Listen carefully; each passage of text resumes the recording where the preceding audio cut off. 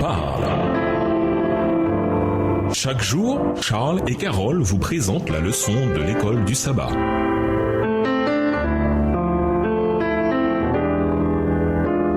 Bienvenue dans votre émission. Dieu nous parle. Nous voilà à la leçon de lundi. Dieu, celui qui accorde tout don excellent. D'après 1 Corinthiens 12, les versets 11 et 15, Éphésiens 4, les versets 7 et 8 et Jacques 1, le verset 17, Dieu est à l'origine de tous les dons. Et tout don parfait, dans la version second 21, vient de lui. Ainsi, nous pouvons avoir l'assurance qu'il nous communiquera les dons du Saint-Esprit qui correspondent le mieux à notre personnalité et qu'il emploiera nos aptitudes pour servir sa cause et glorifier son nom. Lisons Marc 13, verset 34 et 1 Corinthiens 12, verset 11. À qui Dieu accorde-t-il des dons spirituels? Marc 13, le verset 34. Il en sera comme d'un homme qui, partant pour un voyage, laisse sa maison, remet l'autorité à ses serviteurs, indique à chacun sa tâche et ordonne aux portiers de veiller. 1 Corinthiens 12, verset 11. Un seul et même esprit opère toutes ces choses, les distribuant à chacun en particulier comme il veut. La Bible est claire. Dieu a une mission spéciale pour chacun de nous dans le partage de l'Évangile avec autrui.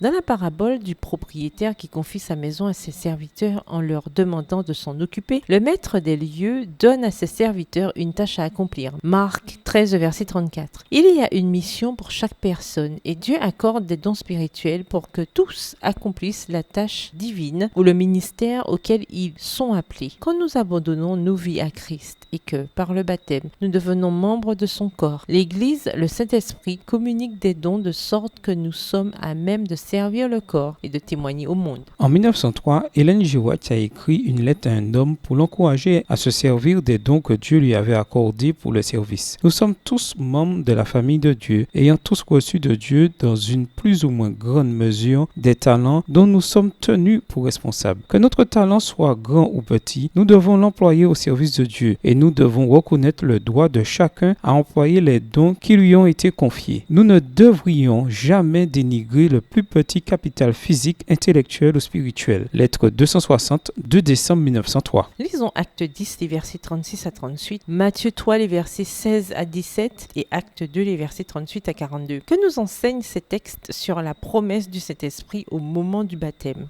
Acte 10, les versets 36 à 38. Il a envoyé la parole aux fils d'Israël en leur annonçant la paix par Jésus-Christ, qui est le Seigneur de tous. Vous savez ce qui est arrivé dans toute la Judée après avoir commencé en Galilée à la suite du baptême que Jean a prêché. Vous savez comment Dieu a oint du Saint-Esprit et de force Jésus de Nazareth, qui allait de lieu en lieu, faisant du bien et guérissant tous ceux qui étaient sous l'empire du diable, car Dieu était avec lui. Matthieu 3, les versets 16 à 17. Dès que Jésus eut été baptisé, il sortit de l'eau, et voici, les cieux s'ouvrirent, et il vit l'Esprit de Dieu descendre comme une colombe et venir sur lui. Et voici, une voix fit entendre des cieux ces paroles. Celui-ci est mon Fils bien-aimé, en qui j'ai mis toute mon affection. Acte 2, les versets 38 à 42. Pierre leur dit, repentez-vous et que chacun de vous soit baptisé au nom de Jésus-Christ pour le pardon de vos péchés, et vous recevrez le don du Saint-Esprit. Car la promesse est pour vous, pour vos enfants, et pour tous ceux qui sont au loin, en aussi grand nombre que le Seigneur notre Dieu les appellera. Et par plusieurs autres paroles, il les conjurait et les exhortait, disant, sauvez-vous de cette génération perverse. Ceux qui acceptèrent sa parole furent baptisés, et en ce jour-là, le nombre des disciples s'augmenta d'environ 3000 âmes. Ils persévéraient dans l'enseignement des apôtres, dans la communion fraternelle, dans la fraction du pain et dans les prières. Tout comme Jésus fut oint du Saint-Esprit lors de son baptême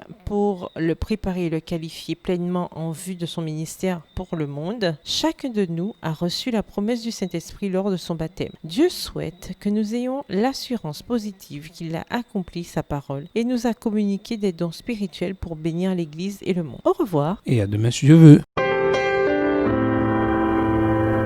Dieu nous parle. Chaque jour, Charles et Carole vous présentent la leçon de l'école du sabbat.